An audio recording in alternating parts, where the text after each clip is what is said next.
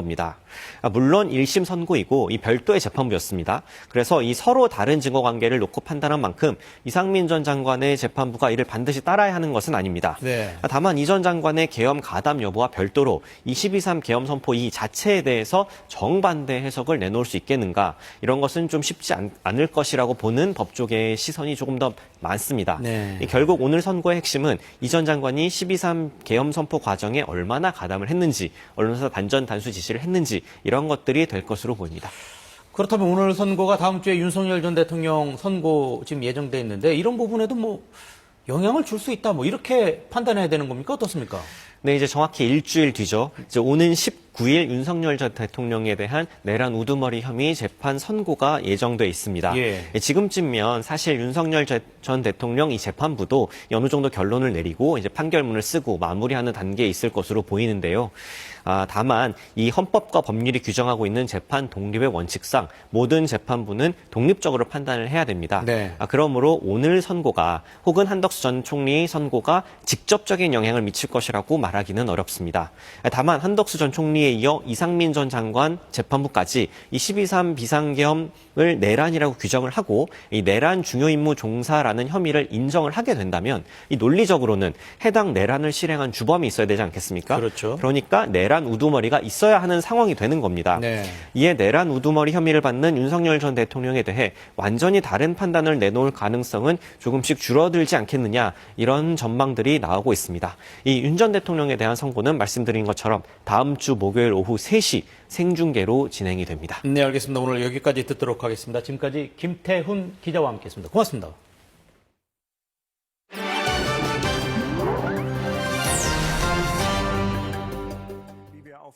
질과 강국 독일에서 설탕은 줄이고 건강은 채운 이른바 로우 슈거 열풍이 불고 있습니다.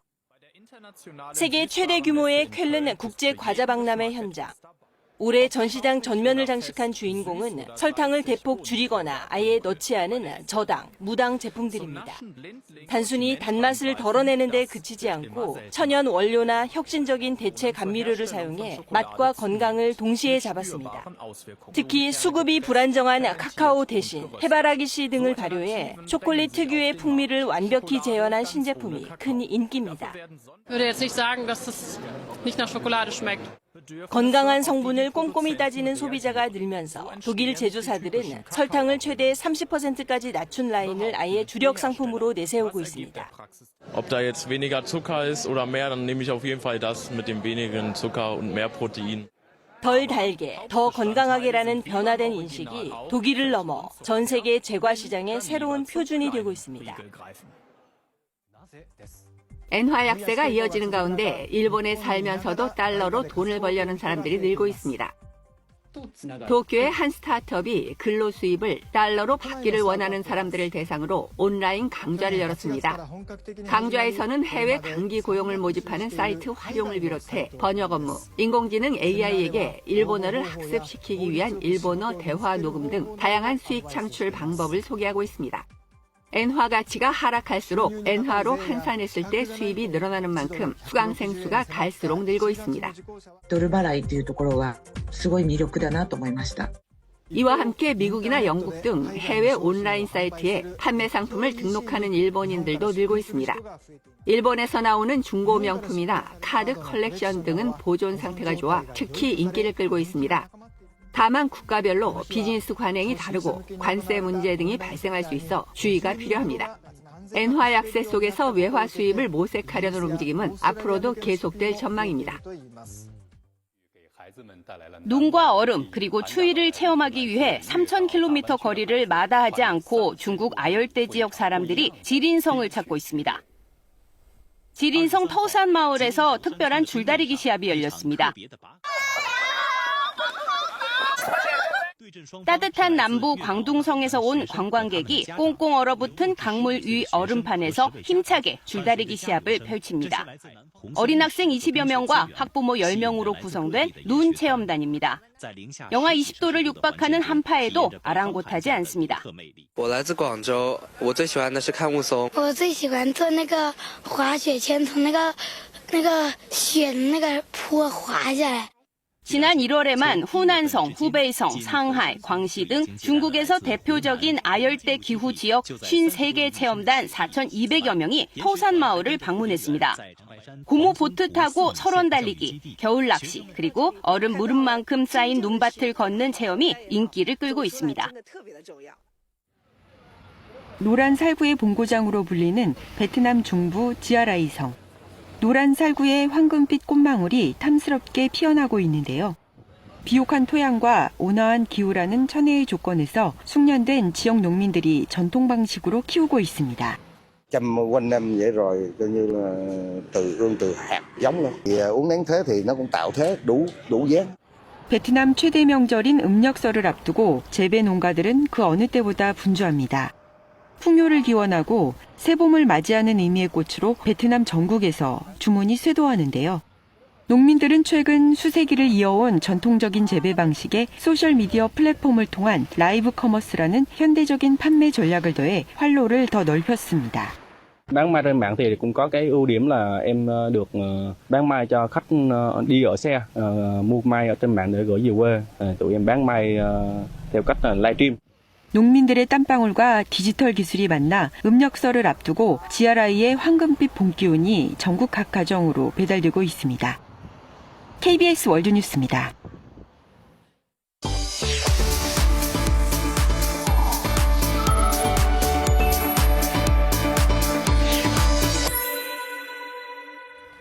생활 뉴스입니다. 설 명절 연휴가 이틀 앞으로 다가왔는데요. 귀성길 장시간 운전에 잠시 숨을 고르는 공간이 고속도로 휴게소죠. 최근에는 이 휴게소가 달라지고 있다고 합니다. 지역 명소로 떠오른 이색 휴게소를 장혁진 기자가 다녀왔습니다. 삼각형 모양의 독특한 외관이 마치 우주선이 내려앉은 듯합니다. 지난해 말 개장한 경기 안성의 한 휴게소로 이번 설 첫 귀성객을 맞습니다. 상행, 하행이 분리된 기존 휴게소와 달리 양방향 차량을 1,000대 넘게 수용할 수 있습니다. 국내 최대 규모입니다. 기존의 휴게소는 이제 조금 비좁은 느낌이 좀 있었거든요. 근데 여기는 상당히 넓고 쾌적하고 백화점처럼 다 안쪽으로 매장이 다 들어와 있더라고요. 깨끗하고 좋죠. 프랜차이즈 음식점과 대형 의류 매장, 아이들을 위한 실내 놀이터를 갖추어 온 가족이 쉬어갈 수 있습니다. 휴게소 뒤편에 마련된 산책로입니다. 내년에는 고3 호수와 연결되면서 멋진 풍경도 감상할 수 있습니다. 안성의 명소들을 소개하는 대형 미디어 월도 설치돼 지역 관광의 거점 역할도 하고 있습니다. 안성의 멋진 관광지, 그리고 맛있는 음식들, 그리고 멋진 공예품들, 그리고 안성 시민들의 친절한 마음을 경험하시면 어떨까 추천드리고 싶습니다. 안전한 귀성길, 귀경길 되시길 바라겠습니다. 1년 전 문을 연 경기 용인의 휴게소도 고속도로 상공에 하트 모양으로 지어져 눈길을 끕니다. 반도체 첨단 산업을 이끄는 지역 특성을 반영해 드론 택시 체험 시설과 조리, 서빙 로봇도 도입했습니다. 이처럼 휴게소가 지역의 명소로 새롭게 떠오르고 있지만 비싼 음식 가격은 방문객 입장에선 부담입니다.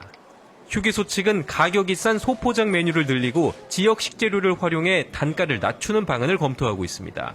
KBS 뉴스 장혁진입니다. 인공지능이 일자리를 위협하고 있다는 이야기, 요즘 자주 들리는데요. 지난달 일자리 시장 통계를 살펴보면 외면할 수 없는 현실로 느껴집니다. 지금 당장 인공지능이 역할을 할 수 있는 전문직이나 IT 관련 취업자 수가 큰 폭으로 줄었습니다. 최인영 기자가 보도합니다. 양성규 씨는 프로그램 개발자 일자리를 얻기 위해 꼬박 2년을 매달렸습니다. 요즘은 지원 기회가 점차 줄고 있다고 느낍니다. 정말 많이 줄었고요. 신입공고는 열심히 찾아야 겨우겨우 한 번 나오는 정도라서. 코로나19가 불러온 디지털 전환으로 가파르게 증가하던 정보통신업 취업자 수. 지난해 하반기부턴 양상이 달라졌습니다. 지난달엔 2만 1,000명이나 줄었습니다. 5년여 만에 최대폭 감소입니다. AI를 활용하면은 좀 반복되는 코드라든가 그런 것들을 자동화시킬 수가 있는 게 그 장점인데 그걸 AI가 해주다 보니까 선발인원 조정하라. 회계사 같은 전문직 채용 시장도 얼어붙고 있습니다. 지난해 시험 합격자 가운데 70% 넘는 인원이 회계법인에 채용되지 못했습니다. 현장에선 역시 AI가 일자리를 침범한다는 평가가 나옵니다. 통번역, 뭐 회계 업무, 뭐 변호사 업무, 컨설팅, 리서치 뭐 등등 여러 가지 그 사회 전반에 걸쳐서 지금 폭탄처럼 쏟아지고 있죠. 변호사, 회계사 등 전문 서비스업 지난달 취업자 수는 10만 명 가까이 줄며 통계 개편 이후 역대 최대폭으로 감소했습니다. 국가데이터처는 그동안 일자리가 많이 증가했기 때문에 상대적으로 감소폭이 두드러지는 기저효과도 있지만 AI 도입의 영향도 일부 있을 거라고 분석했습니다. 인공지능과의 일자리 경쟁이 통계로 잡히는 현실이 되는 것 아닌가 검증이 필요한 시점입니다. 특히 청년층의 부담은 두드러집니다. 한국은행은 앞서 지난 3년간 줄어든 청년층 일자리 21만 개 중 대부분이 AI 노출도가 높은 업종이라는 분석을 내놨습니다. KBS 뉴스 최인영입니다. 불에 강하다는 방염 텐트의 성능이 실제로는 부족한 경우가 많은 것으로 나타났습니다. 한국소비자원이 방염 성능을 광고하는 텐트 15개 제품을 조사한 결과 13개 제품이 방염 성능 기준 5개 항목 중 1개 이상에서 부적합 판정을 받았습니다. 특히 13개 제품이 텐트에 불이 남아있는 시간인 잔염 시간 기준을 최대 41.7배 초과했고 탄화 면적 안전 기준을 최대 12.5배 초과한 제품도 있었습니다. 또 9개 제품은 텐트 내부에 화재 예방주의 표시가 없는 등 표시사항이 미흡한 것으로 나타났습니다. 설 연휴 동안 병원과 약국을 찾을 때는 인터넷에서 응급의료 포털을 검색하거나 보건복지부 콜센터 129 전화를 이용하면 됩니다. 보건복지부는 설 연휴 9,000여 곳의 병의원과 7,000곳 가까운 약국이 문을 연다며 이같이 밝혔습니다. 스마트폰에서는 응급똑똑 앱을 찾아 이용할 수 있습니다. 또 전화 안내는 보건복지부 콜센터 129와 시도 콜센터 120으로 연락하면 의료시설 정보를 안내받을 수 있습니다. 지금까지 생활뉴스였습니다. 중국 빅테크 기업이 만든 영상 제작 AI가 돌풍을 일으키고 있습니다. 사진 한 장과 간단한 명령어만으로 누구나 실감나는 영상을 제작할 수 있는데요. 드라마 등 콘텐츠 업계에선 이미 지각 변동이 시작됐습니다. 베이징에서 김민정 특파원입니다. 유명 게임 캐릭터 손오공이 할리우드 영화 영웅들을 제압합니다. 영화 속 한 장면 같지만 사실은 AI로 만든 영상입니다. 중국 동영상 플랫폼 틱톡의 모기업인 바이트댄스가 지난 주말 출시한 시댄스 2.0을 활용했습니다. 이 AI 모델은 등장인물의 사진과 함께 상황을 묘사하면 마치 다양한 각도에서 촬영해 편집한 것처럼 격투 장면까지 입체적으로 연출해냅니다. 我们得意识到这种模型一旦成熟，将来是不需要剪辑师的，它没有筛选或者废片的概念。 중국에선 벌써 AI 감독이라는 새 직업이 주목받고 있습니다. 배우도 그래픽 제작자도 없이 감독이 직접 AI를 이용해 상상 속 세계를 구현하고 몇 분짜리 쇼폼 드라마도 뚝딱 만들어냅니다. 제작 비용을 아낄 수 있어 광고 영상까지 활용 분야가 넓어지고 있습니다. 这样的一个片子预算大概在30万左右，现在来讲降到了1/3。 중국 관영 매체들은 소라2를 뛰어넘는 지각 변동이 일어났다며 시댄스의 등장에 찬사를 아끼지 않고 있습니다. 시댄스 2.0은 인물의 목소리 등 사용자가 입력하지 않은 정보까지 그대로 재현해낸다는 주장도 나왔습니다. 틱톡에 올라온 영상을 무단 학습했을 거라는 추정이 가능한 대목입니다. 저작권 사각지대인 중국의 산업 환경이 오히려 AI 발전을 이끌고 있다는 역설적인 평가도 나옵니다. 베이징에서 KBS 뉴스 김미정입니다. 돈을 주겠다며 놀이터에서 놀던 초등학생들을 유인하려던 50대 남성이 주변의 신고로 붙잡혔습니다. 미성년자를 대상으로 한 이런 범죄 시도는 해마다 수백 건 넘게 발생하고 있습니다. 정다연 기자가 취재했습니다. 충북 청주의 한 어린이 공원. 50대 남성이 이곳에서 놀고 있던 초등학생 2명에게 접근해 말을 겁니다. 돈을 줄 테니 함께 가자고 유인했지만 학생들은 거부했습니다. 이 모습을 지켜본 다른 어린이가 부모에게 알렸고 신고를 받은 경찰이 현장에서 남성을 붙잡았습니다. 경찰 조사에서 대통령 선거 출마를 준비 중인데 아이들에게 1억 원씩 주는 정책을 구상하고 있다고 진술한 이 남성. 남성은 불과 3주 전에도 이 공원에서 초등학생들을 유인하려다 미수에 그쳤습니다. 어린이집도 있고 초중고까지 공원에 CCTV 같은 거 있으면 좋고 시설도 가능합니다. 지난해 9월 제주에선 30대 남성이 아르바이트를 미끼로 전북 군산에서는 20대 남성이 같이 놀자면서 초등학생을 유인하다 경찰에 붙잡혔습니다. 이처럼 미성년자 약취유인 범죄는 계속 늘어 경찰에 신고된 것만 한 해 300건이 넘습니다. 범죄의 고의성을 입증하기 어려워 가벼운 처벌로 끝나는 경우가 많아 이런 범죄가 끊이지 않는다는 지적도 나옵니다. 아동의 경우에 정확한 피해 진술을 하는 게 상당히 어렵고요. 적극적으로 처벌을 하게 하는 그런 게 쉽지가 않아요. 경찰은 초등학생 2명을 유인하려던 50대 남성을 구속 송치했습니다. KBS 뉴스 정다연입니다. 약물이 든 음료를 건네 남성 2명을 숨지게 한 혐의를 받는 여성의 구속 여부가 이르면 오늘 결정됩니다. 서울 북부지법은 오늘 오전 상해치사와 마약류 관리법 위반 혐의를 받는 20대 여성 A씨에 대한 구속 전 피의자 신문을 진행했습니다. A씨는 지난 9일 서울 강북구 수유동의 한 모텔에서 20대 남성에게 약물이 든 음료를 건네 숨지게 한 혐의를 받고 있습니다. 이어서 오늘의 주식시황 KB증권 연결해 알아보겠습니다. KB증권입니다. 코스피 시장 5,500선 돌파하는 등 다시 사상 최고가를 기록했습니다. 삼성전자는 18만 원 가까이 오르며 신고가 기록 중입니다. 미국 3대 지수 약보합 마감했지만 필라델피아 반도체 지수는 2% 넘는 강세 보였습니다. 미국 고용지표가 예상치를 상회하며 국채금리는 상승했습니다. 시카고 상품거래소 패드워치에 따르면 미국의 3월 금리 인하 가능성은 7%대로 급락했고 동결 가능성은 90% 이상 상승했습니다. 한편 비트코인은 다시 하락했습니다. 마이크론은 마이크론 CFO가 문제없이 HBM4를 엔비디아에 납품 중이다라는 발언에 9.9%대 급등했습니다. 이 시각 현재 코스피는 143.31포인트 오른 5,497.8에, 코스닥은 6.51포인트 오른 1,121.38에 거래되고 있습니다. 업종별 흐름 살펴보면 전기전자 업종 강세입니다.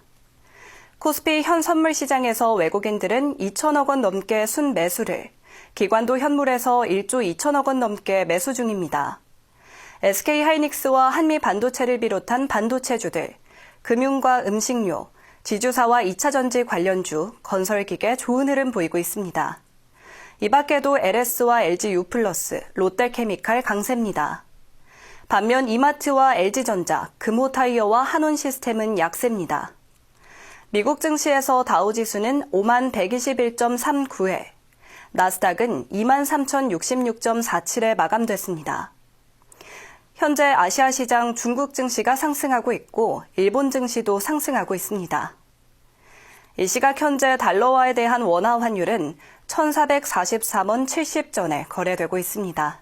지금까지 KB증권이었습니다. 날은 포근하지만 공기가 탁합니다. 현재 서울 등 수도권과 충북 지역에는 초미세먼지 주의보가 발효 중이고 서울 등 그 밖의 중부지방과 경북은 초미세먼지 농도 나쁨 수준을 보이고 있습니다. 늦은 오후부터는 국외 미세먼지가 추가로 유입되면서 중부와 전북, 경북은 종일 먼지 농도가 높겠습니다. 당분간 온화한 날씨 속에 미세먼지의 영향을 자주 받겠습니다. 오늘 전국이 대체로 맑겠지만 낮 동안 먼지 안개가 끼는 곳이 있겠습니다. 동해안으로는 건조경보나 주의보가 발효 중입니다. 계속해서 불조심하셔야겠습니다. 낮 기온을 살펴보면 서울이 9도, 대전 10도, 광주 11도, 대구 12도 등 어제보다 1도에서 4도 정도 높겠습니다. 바다의 물결은 대부분 해상에서 비교적 잔잔하게 일겠습니다. 토요일에는 서울의 낮 기온이 12도까지 올라 포근하겠고 설 연휴까지는 큰 추위 없겠습니다. 다음 주 월요일 강원 영동과 경북 동해안에는 비나 눈이 내리겠습니다. 지금까지 날씨 전해드렸습니다. 뉴스를 마칩니다. 시청해주신 여러분 고맙습니다.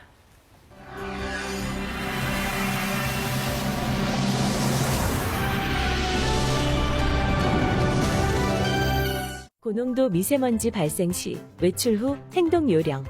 한 번 사용한 마스크는 재사용하지 않습니다. 손, 발, 눈, 코를 흐르는 물에 씻고 양치질하거나 샤워하는 것이 가장 좋습니다. 외출 후 눈이 따갑거나 이물감이 느껴질 경우 비비지 않고 손을 깨끗하게 한 후 인공 눈물로 씻어냅니다. 외출복은 따로 보관해 두었다가 미세먼지 농도가 낮은 날에 야외에서 털어 착용 또는 세탁해 주세요.